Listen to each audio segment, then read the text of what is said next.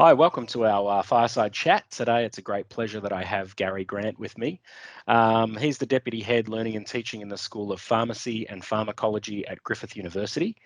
And he has a range of teaching experiences from second year to master's level students. He really has an interest in a background in analytical research, but really has developed over recent years a passion for disruptive technology in teaching and learning and thinking about the ways that we can use technology to really enrich learning experiences for students. So, Gary, thank you so much for joining us and welcome. Thank you, Travis. It's a pleasure to be here. You've started then using Teams to sort of pull not only the OneNote bits together, but other conversations and chats and SharePoint and all that sort of stuff. So I wonder if you might show us some of the things you're doing. So I'm more than happy to show you where we're at. So the Teams environment that we had really was about trying to pull in the content that we had already created. And I have really big OneNote libraries of content, but I'm just going to take you through a general course that I have. We used to have all of the content of the learning outcomes, the knowledge checks and course material sitting all in this OneNote place. But it's really when we went into Teams and we started looking at trying to collate it that we ended up building sites where we could kind of pull everything into one place. Right. So this is a sort of a landing page of my team site for that exact same content that you were looking at early on, where once again you have the learning outcomes. We can kind of put in calendars of events for students to direct their learning and the activities and assessments that are coming on. In terms of the modules that we're looking at, it's the ability to communicate with our students, but also to be able to live poll with them within that environment without having to jump out to disparate tools. But once you kind of have a look at the capability of the implementation or the integration of SharePoint pages inside Teams, you end up with a very visual and very powerful collating tool. So here I've got an example of the learning outcomes of a course. I've got feedback responses for this particular topic. It's the embedded files that are sitting in here. And that comes directly off the files that are uploaded to the team. So as you update those, you're also updating these. So it just, once again, it helps manage me and the large amount of files and content that I'm needing to keep updating and managing.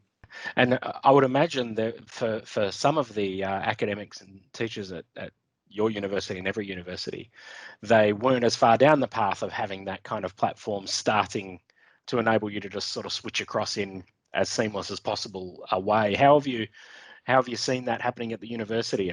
Some teachers or lecturers are sort of running as fast as they can to keep up and get this set up. Is that what's happening? How's it going? I think as an institution, we've been fairly lucky in that there has been a lot of discussion around how we effectively use something like Teams as a teaching tool as part of our digital first strategy. So, there was a significant amount of training already available. A lot of trainers willing to obviously upskill staff very, very quickly, and the uptake from staff has been incredible, particularly within our own school.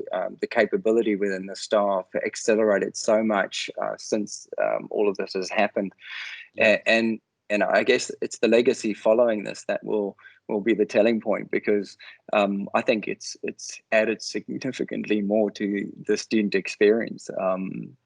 Because these are tools that they're not going to just sit within an academic environment. These are tools that they're going to walk out into the workplace with. I guess the other thing that excites me quite a bit is that we've had to do a lot of training with students to get them up to speed with using these tools for learning. But if we've got a lot more students coming in from a high school level into university, really we're going to be able to propagate that skill set all the way through university to the workplace. And that does excite me. Let's assume, touch wood, that we all sort of can resume some sort of sense of normality in the coming months, and students can come back to university and you can have these sort of real experiences with kids, with students. What other things do you think, what might we learn from the experiences that you're having right now and you're creating right now that you think might remain or be flow overs into what the new reality is after this? What do you reckon? Oh, look, I think, just talking from my own personal experiences, I don't think I'll ever teach the same ever again. Yeah, right. I think I've found so many new ways to engage students in a virtual space that doesn't require physical venue. You probably even wouldn't get the same experience in a physical venue.